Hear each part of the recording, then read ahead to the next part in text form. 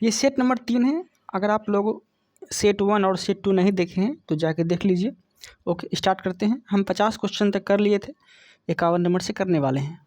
पहला क्वेश्चन है मेरा 51 नंबर की अप्रैल 2023 में प्रमुख फसल बीमा योजना, प्रधानमंत्री फसल बीमा योजना ने कितने वर्ष पूर्ण कर लिए हैं? तो वो जो किए हैं वो 7 वर्ष पूर्ण कर लिए हैं। ठीक है, अब देखते हैं डिस्क्रिप्टिव में क्या लिखा है।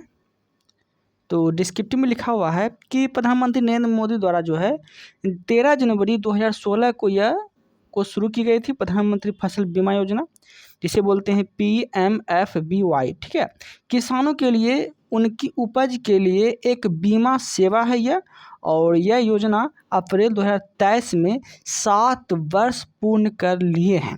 ओके, जैसे कि आपको पता होगा 2016 में शुरू हुआ और 2023 में 7 वर्ष ये पूर्ण कर लिए हैं। ओके, तो अभी तो 2024 चल रहा है। कितना चल रहा है? 2024 चल रहा है। ठीक है, तो इसके अकॉर्डिंग आप लगा सकते हैं। 2023 तक 7 वर्ष था, 2024 चल रहा है अभी, इस तरह से आप लगा सकते हैं।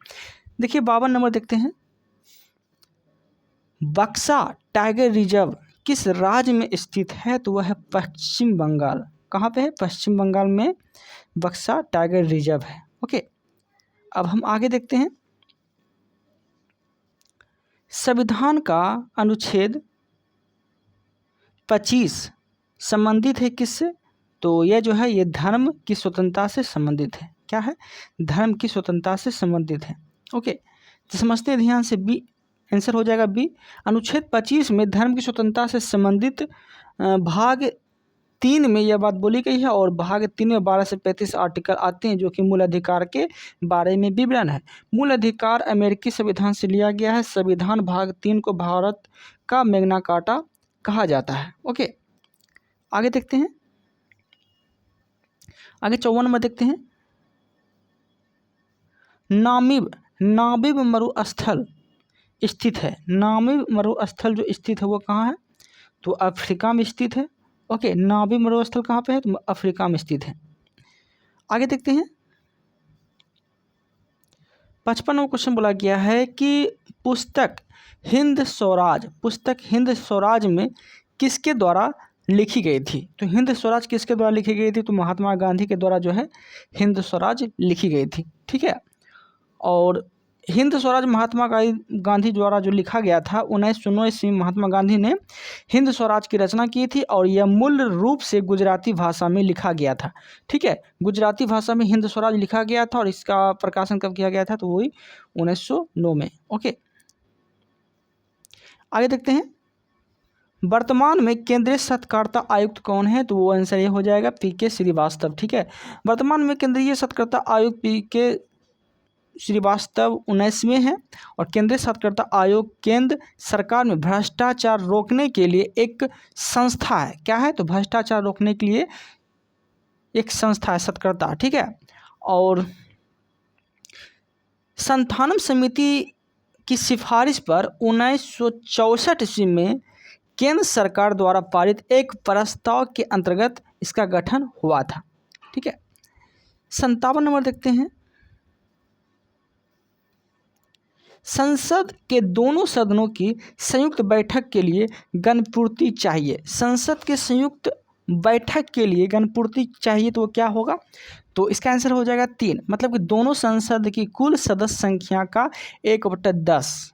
ठीक है, तब जाके संसद की गणपूर्ति हो सकती है। ठीक है, संयुक्त अधिवेशन की बात बोलेगा तो 108 आर्टिकल में आते हैं, याद रखिएगा। देखिए, संसद के दोनों सदनों की संयुक्त बैठक के लिए गणपूर्ति दोनों सदनों की कुल सदस्य संख्या का 1/10 होना चाहिए, मतलब 10% होना चाहिए।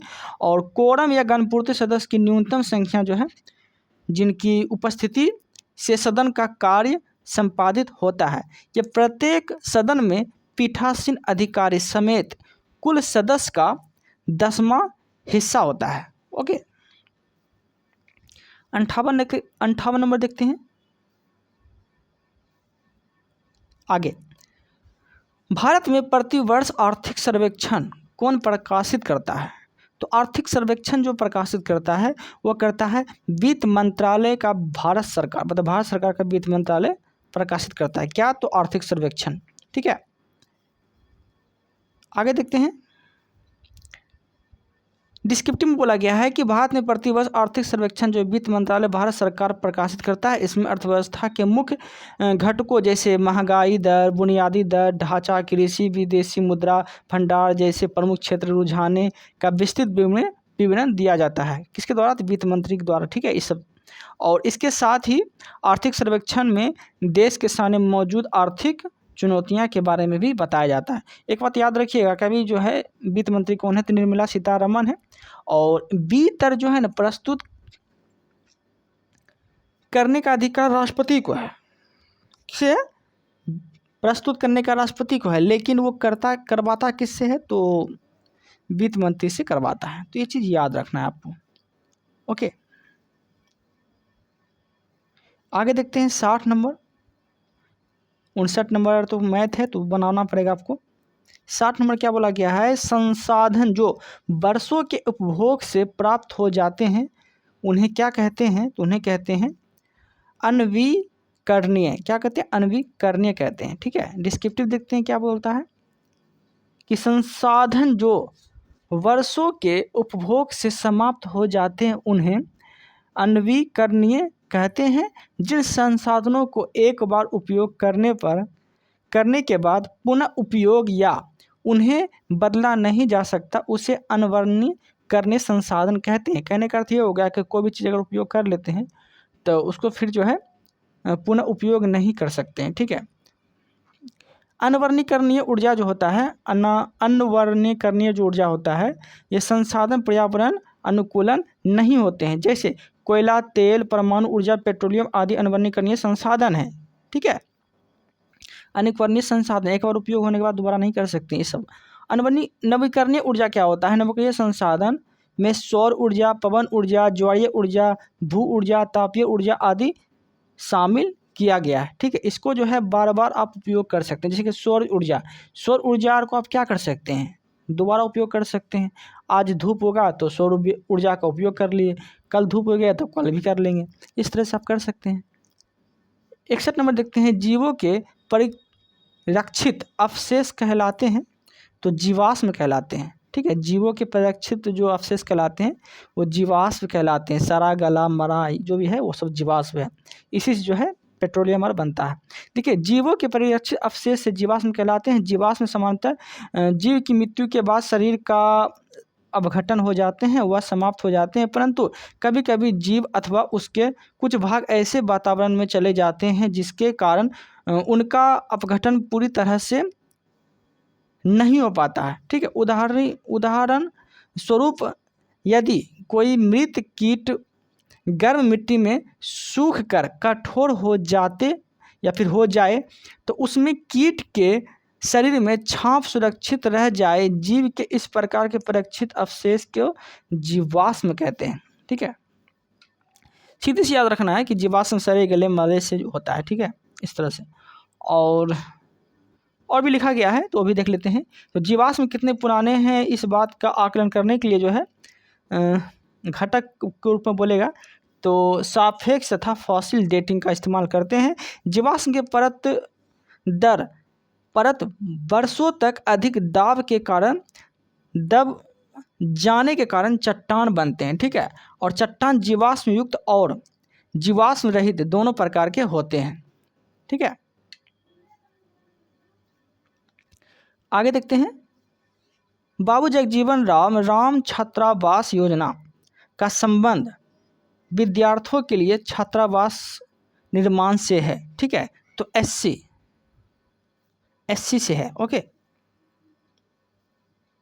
बाबू जगजीवन राम जो है छात्रावास योजना अनुसूचित एससी छात्रों के लिए छात्रावासों के निर्माण तथा छात्रों को गुणवत्तापूर्ण शिक्षा प्राप्त करने में सक्षम बनाने हेतु प्रोत्साहित करने के साधनों में से एक है। यह योजना लड़कियों के लिए 1961 से 66 में चल रही, इसे 1989 से 90 से लड़कों के लिए शुरू किया गया तथा इसे 2008 एवं 2018 में संशोधित कर दिया गया। ठीक है, एक आध दो बार वीडियो देखेंगे ना तो आपको अच्छे से समझ में आ जाएगा और याद भी हो जाएगा। और एक बात और है कि हम पॉलिटी ना ज्योग्राफी मतलब पॉलिटी जो है दरोगा बैच का कंप्लीट ख़त्म कर दिए हैं। अगर आप लोग नहीं देखे हैं तो जाके देख लीजिए। उम्मीद है कि आप लोग को समझ में आएगा और क्वेश्चन काफ़ी एग्जाम में लड़ेगा भी। ओके, 63 नंबर देखते हैं, कौन सी भारतीय कंपनी बहुराष्ट्रीय निगम नहीं है? तो BSNL जो है भारतीय कंपनी बहुराष्ट्रीय निगम में नहीं है। तो समझते हैं ध्यान से कि BSNL जो है भारतीय कंपनी बहुराष्ट्रीय निगम नहीं है और टाटा मोटर्स मोटर गाड़ियाँ, रेनबैक्सी दवाइयाँ एवं एशियन पेंट्स ये सभी भारतीय कंपनी बहुराष्ट्रीय निगम है। ठीक है, बहुराष्ट्रीय निगम जो है बहुराष्ट्रीय निगम में कंपनियां हैं जो अपने देश के साथ अन्य देशों में भी कार्य करती है और अपनी शाखाएं सहायक कंपनियां आदि के नेटवर्क माध्यम से अपना व्यवसाय संचालित करती है। ओके, तो ये सब चीज़ आपको याद रखना है। भारत की स्वदेशी लाइट कॉम्प्लेट एयरक्राफ्ट तेजस ने अपनी हथियार क्षमता 5वीं जनरेशन की air to air compact missile को जोड़ा है। इसका आंसर हो जाएगा पाइथन 5 जोड़ा है। ओके, देखिए, भारत स्वदेशी लाइट कम्प्लेट एयरक्राफ्ट तेजस ने अपनी हथियार क्षमता के 5वीं जनरेशन की Python 5 air to air compact missile को जोड़ा है। ओके, आगे देखते हैं, बिहार के कौन से राज्यपाल भारत के राष्ट्रपति बने हैं?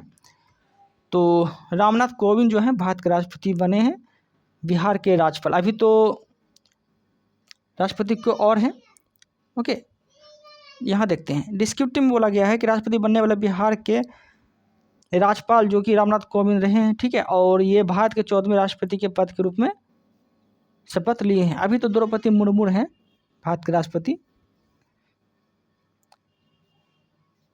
66 नंबर देखते हैं, नाथपा झाकरी हाईडेग पावर प्रोजेक्ट भारत के किस राज्य में है? तो वो हिमाचल प्रदेश में है। नाथपा झाकरी जल विद्युत परियोजना जो है हिमाचल प्रदेश में है, तो आपको याद रखना है, जो कि सतलज नदी पे है।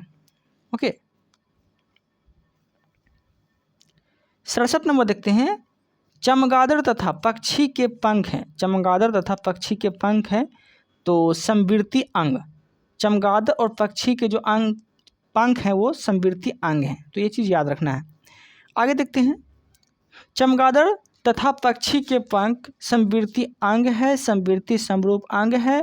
पक्षी एवं चमगादड़ के पंख को बारीकी से देखने पर पता लगता है कि चमगादड़ के पंख मुख्यतः उसकी दीर्घित अंगुली के मध्य की त्वचा के फैलाव से बनता है, परंतु पक्षी के पंख से पूरी अग्रबाहु त्वचा के फैलने से बना है। पैरों से ढकी रहती है, अतः दो पंखों के अभिकल्प उनकी संरचना एवं संगठनों में बहुत अंतर है। ठीक है, आगे देखते हैं, वे एक जैसे दिखाई देते हैं क्योंकि वे उड़ने के लिए उसका उपयोग करते हैं, परंतु सभी उत्पत्ति पूर्णतः समान नहीं है। इस कारण उन्हें समरूप अभिलक्षण बनाता है, न कि समजात अभिलक्षण बनाता है।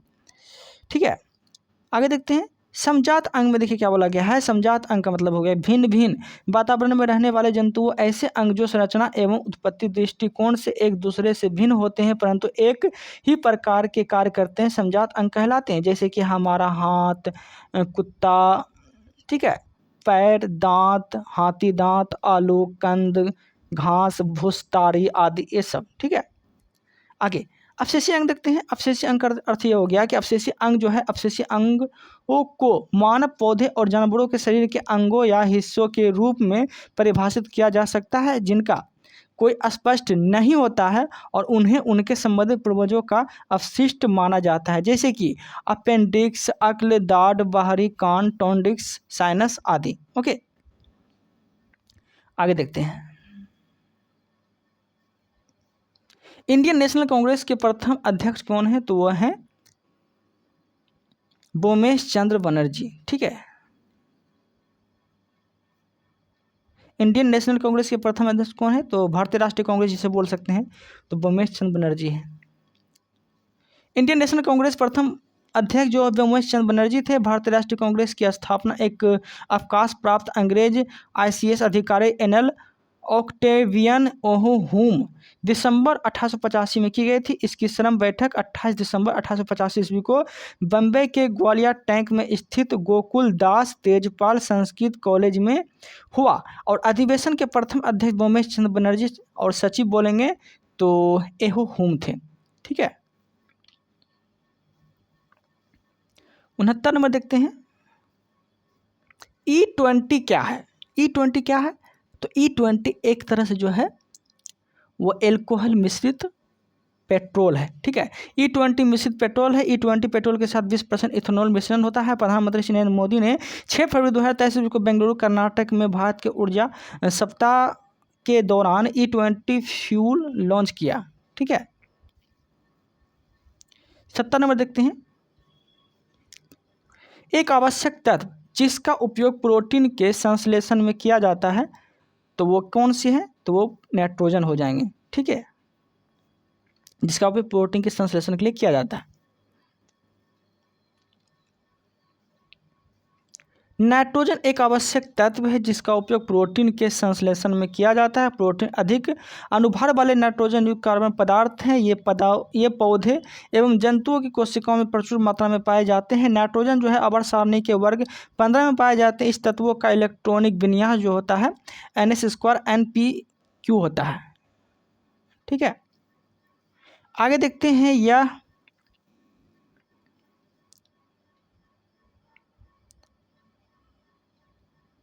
आगे देखते हैं।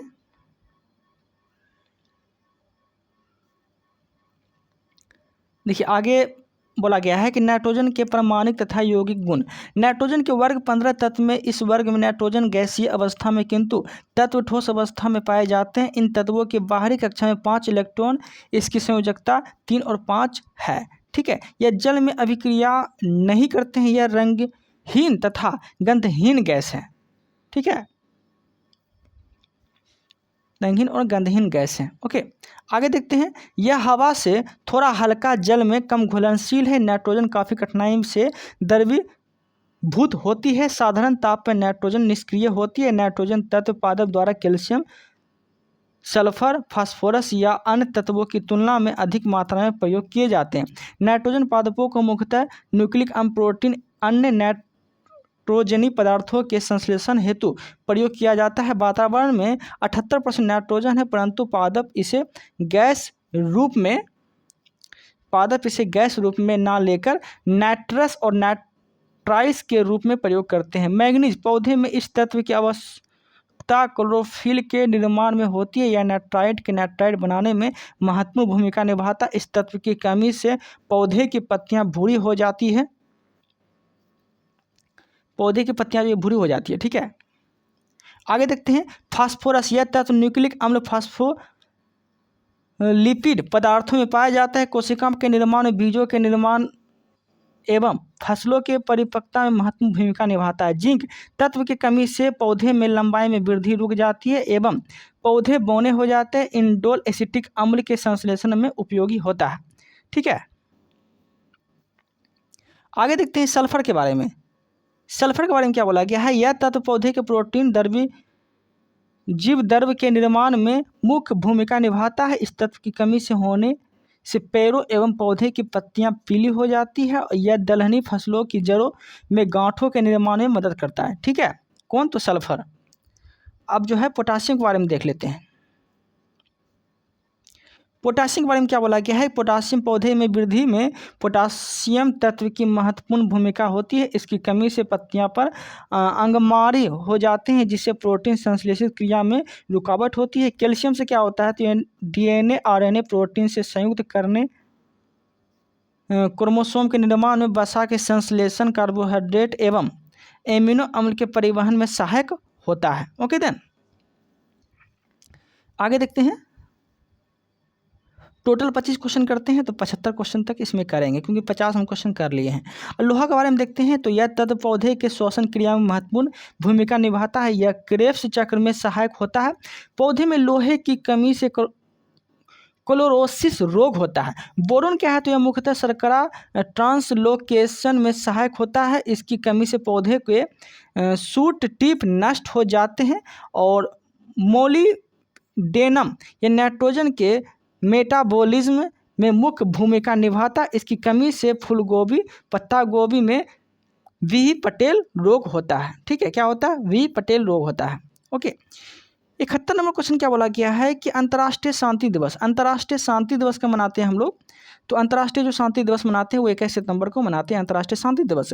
विश्व गठिया दिवस का मनाते हैं 12 अक्टूबर को। विश्व शौचालय दिवस का मनाते हैं तो 19 नवंबर को। भारतीय नौसेना दिवस को मनाते हैं तो 4 दिसंबर को मनाते हैं। और वायुसेना बोलेगा तो 8 अक्टूबर को। और थल सेना बोलेगा तो देखिए, वायुसेना 8 अक्टूबर, नौसेना 4 दिसंबर और थल सेना 15 जनवरी। ठीक है, तो ये सब चीज़ आपको याद रखना है। दरोगा के एग्जाम आते आते जो है ना कंप्लीट करवाना है मुझे, कर देंगे। ठीक है, आगे देखते हैं।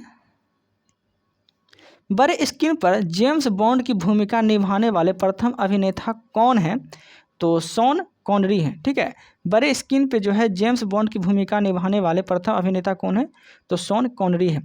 बड़े स्क्रीन पर जेम्स बॉन्ड की भूमिका निभाने वाले प्रथम अभिनेता शॉन कॉनरी थे। ठीक है, आगे देखते हैं। शॉन कॉनरी ने डॉक्टर नो 1962 ईस्वी में बड़े पर्दे पर पहले जेम्स बॉन्ड की भूमिका निभाई थी। और इयान फ्लेमिंग द्वारा निर्मित बॉन्ड श्रृंखला दुनिया भर में सिनेमाई रोमांच के लिए स्वर्ण मानक बनी हुई है। ठीक है, स्वर्ण मानक बनी हुई है। ओके, 73 में क्वेश्चन क्या बोला गया है कि भारतीय संविधान का कौन सा अनुच्छेद सर्वोच्च न्यायालय के बारे में है, तो वह है 124 जो है सर्वोच्च न्यायालय के बारे में है। ठीक है, बहुत जल्द जो है हम लोग बिहार दरोगा का प्रैक्टिस सेट करवाएंगे, तो आप लोग कंटिन्यूटी बनाए रखिएगा। ओके, जब वैकेंसी जब आ जाएगा ना तो सेट भी कराएंगे, हम लोग सेट भी करेंगे। देखिए, भारतीय संविधान में आर्टिकल 124 के अंतर्गत जो है सर्वोच्च न्यायालय के बारे में बोला गया है। सर्वोच्च न्यायालय से संबंधित प्रावधान के बारे में भाग 5 के अध्याय 4 के अनुच्छेद 124 से लेके 147 तक वर्णित है। इन अनुच्छेदों में सर्वोच्च न्यायालय के गठन, स्वतंत्रता, न्याय, क्षेत्र शक्तियां आदि का उल्लेख है। ओके, 74 में क्या बोला गया है कि IPL 2023 की विजेता टीम कौन है, तो कभी कभी क्वेश्चन जो है IPL से पूछ लेते हैं क्रिकेटर से, तो आपको याद रखना है। तो IPL 2023 की विजेता कौन है, इसका विजेता हो जाएगा चेन्नई सुपर किंग। ठीक है, IPL 2023 की विजेता चेन्नई सुपर किंग है। चेन्नई सुपर किंग जो है 2023 में गुजरात टाइटंस को 5 विकेट से हराया था। ठीक है,